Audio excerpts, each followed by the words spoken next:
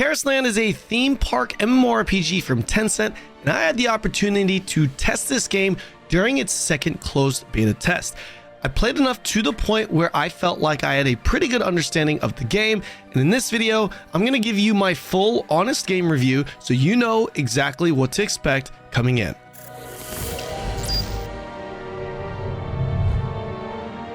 To start things off, let's address the elephant in the room, that being that this game is supposedly a WoW ripoff. While there are certainly some things in the game that look like a direct copy from WoW, notably some of the sounds and systems, I would not be able to tell you that this was a carbon copy of WoW if I had not known. There are a lot of differences, and like I said, outside of some of the basic stuff here and there, it really does feel like its own game. Having BGs with a similar concept to WoW and the sound when dismounting doesn't lead me to believe that this is an exact copy of WoW. With that said, the graphics of Tarisland is solid and, in my opinion, the best part of the game. The world looks great and the models look fantastic. However, character customization like WoW is lacking, and even worse, there is a gender lock in this game. The UI of Tarisland is an interesting one. First off, the HUD and chat boxes are very Chinese. If you've ever played Revelation Online, it's that. Overall though, the UI does feel a bit mobile-y. This game can be played on mobile devices, and I see and feel that in the UI. However, despite having a mobile feel to it, it still stays in the realm of PC. Voice acting was a bit on and off for me. At times, it wasn't even played, giving me that feeling of incompleteness when it came to the game. The sound overall, though, needs some massive work. Random and terrible repeated grunt sounds during combat,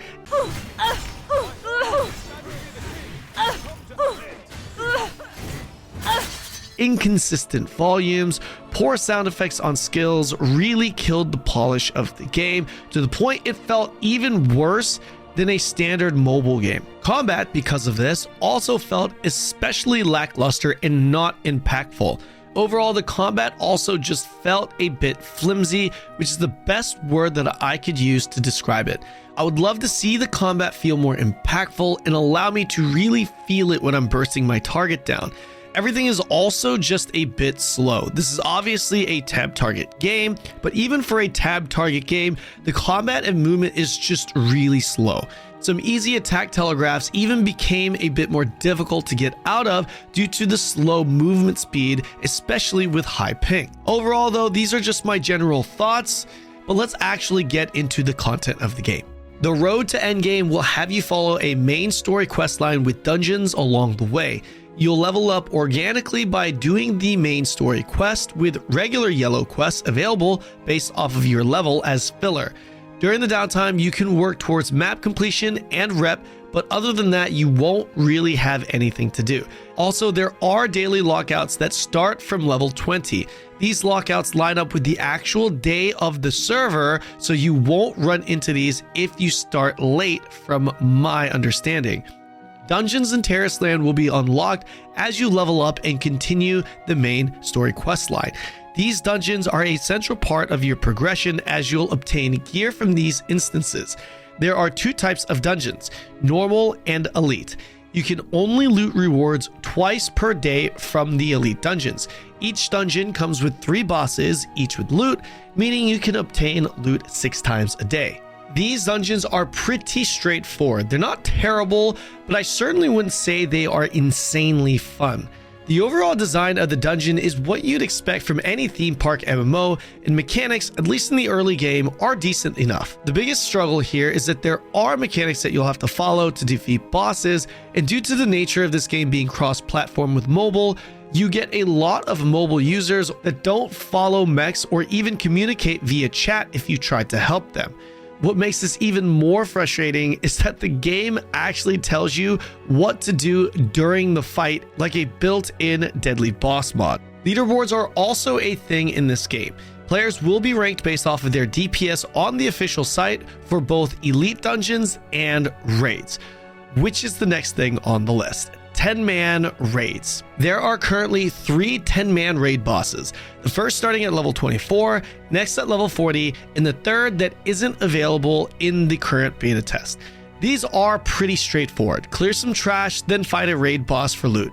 This content can be done once roughly every 3 days or so. Outside of these, there are 3 more PvE instances that you can partake in.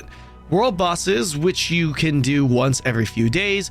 This will reward you with ancient metals, inscribed stones, and colorful gems. Dark Invasion is your mission or bounty-like content where you'll go around completing various tasks for rewards. Those rewards being silver, prestige scrolls, and inscribed stones. You can complete these once every 2 days.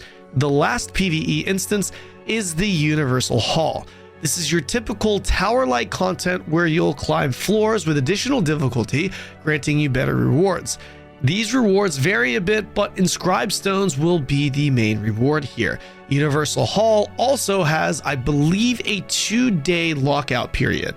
Aside from the aforementioned content, you'll also have rep grind for each region in Tarisland. Doing so can provide you with gear, cosmetics, and even the ability to autopath. Similar to BDO's autopathing, only locked behind rep and region. Overall, the majority of the content in Tarisland consists of what I just mentioned. So outside of PvP, daily dungeons, and Burning Vigor, which we'll talk about in the crafting section, you're just essentially waiting for the rest of your lockouts. Next, we have the PvP, and in Tarisland, it consists of Battlegrounds, or Conquer as they call it in this game, and Arena, both only being available at certain times of the day.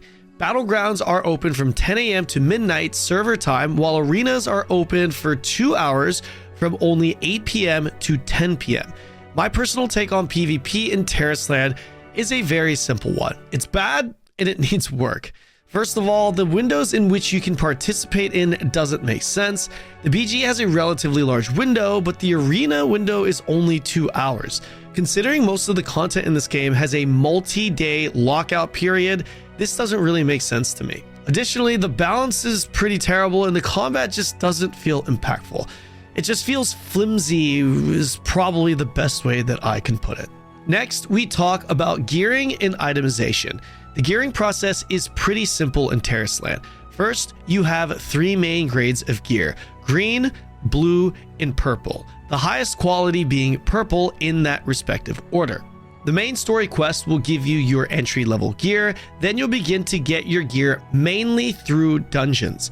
Normal dungeons will give you blue gear, while elite dungeons will give you higher level gear with the chance of it being purple. I've noticed that the purple gear does tend to drop more on the final boss of these dungeons. Outside of direct gear drops, elite dungeons will also grant you rare metals, which can be used to exchange for your purple gear as well. These metals can also be obtained via achievements. In addition to this, you can also craft gear. We'll talk more about the crafting in the crafting section of this video later, but as far as gear goes, it is possible to craft up to purple grade items. Another important note is that dungeon and metal exchange gear is not tradable. Crafted gear is the only tradable gear that can be sold on the auction house. Dungeon gear is supposed to be best in slot. However, in both beta tests, crafted gear was superior due to the fact that players were able to craft higher level gear while the higher level dungeons and raids were not available. Whether or not dungeon gear will truly be best in slot remains to be seen, and we'll only know once the game fully launches. Gems are next, and these are also very straightforward. They serve the same purpose they do in every MMO. You insert them into gear sockets and they give you more stats. You have 2 types of gems though. A single color gem, which gives you 1 stat and you can only fit into a matching colored socket. And you have a colorful gem, which gives you 2 stats and can fit into any socket. Gear will come with a certain number of sockets, each with different colors. You can unlock sockets via drill items, which are crafted or purchasable on the auction house. Gems are also purchasable on the auction house. The final part of your gear's vertical progression will come in the form of empowering. In Tarisland, you can empower your gear for PvE and PvP. This is where you have 2 different sets. You'll be required to consume 3 different mats in order to empower your gear. Silver, which is your base currency, arcane, which you get when you dismantle or sell your unwanted gear, and runes, which you get through crafting and alchemy. Both arcane and runes are purchasable in the auction house. In addition to gear, you have another form of power in Tarisland, your inscribed stones, or talent trees as most people would be familiar with. The inscribed stone system is essentially a talent tree that requires you to farm inscribed stone dust items in order to unlock further. Within this system, you also have emblems that you can insert into your tree, which just further enhances your character's power. Both dust and emblems are purchasable on the auction house. This leads us to the next category: crafting and professions. In Tarisland, a lot of mats and items can be obtained via crafting. You have 5 professions, each having its own specializations to choose from.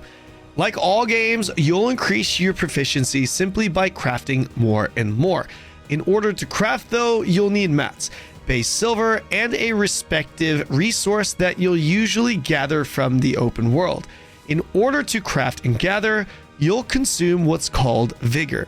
Think of vigor as your energy or stamina. Energy in BDO, labor in Arcage. Every single task you do will burn vigor, and you have a maximum of 300. You'll gain 1 vigor every 15 minutes on or offline.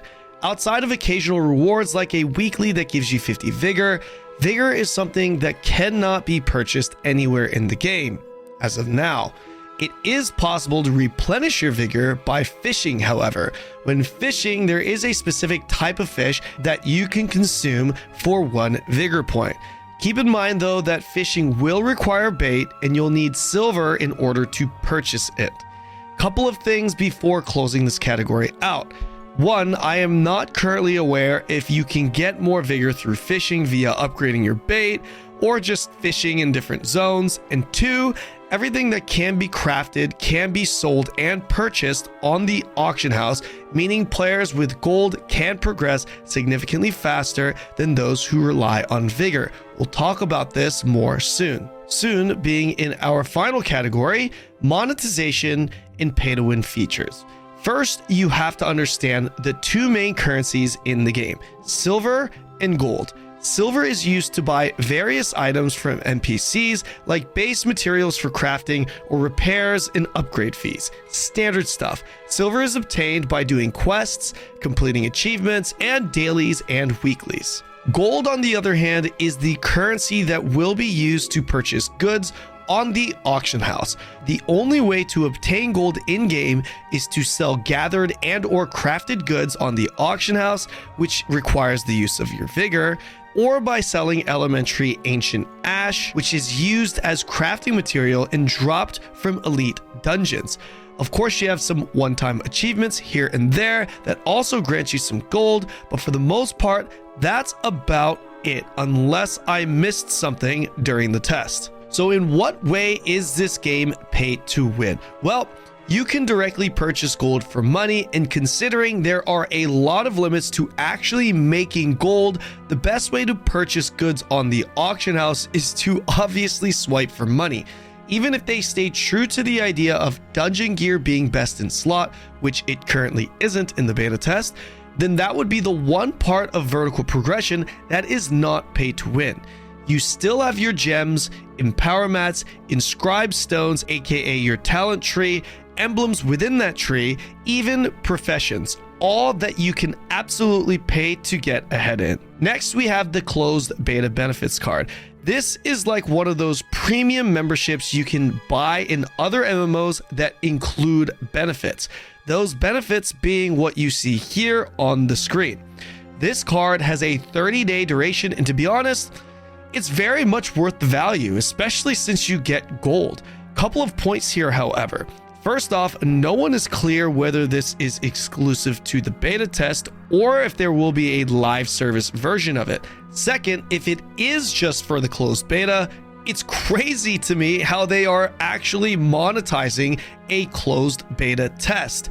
On that point, it's not only just the card, but they are actively advertising that if you purchase premium currency now, you'll get that currency back for the launch of the game. I don't know how you could possibly trust anyone that, one, advocated that their game would 100% be completely free to play while marketing their game, and two, a game that is actually monetizing its closed beta. The Battle Pass is the last thing on the list, and despite everything else, the Battle Pass isn't actually bad.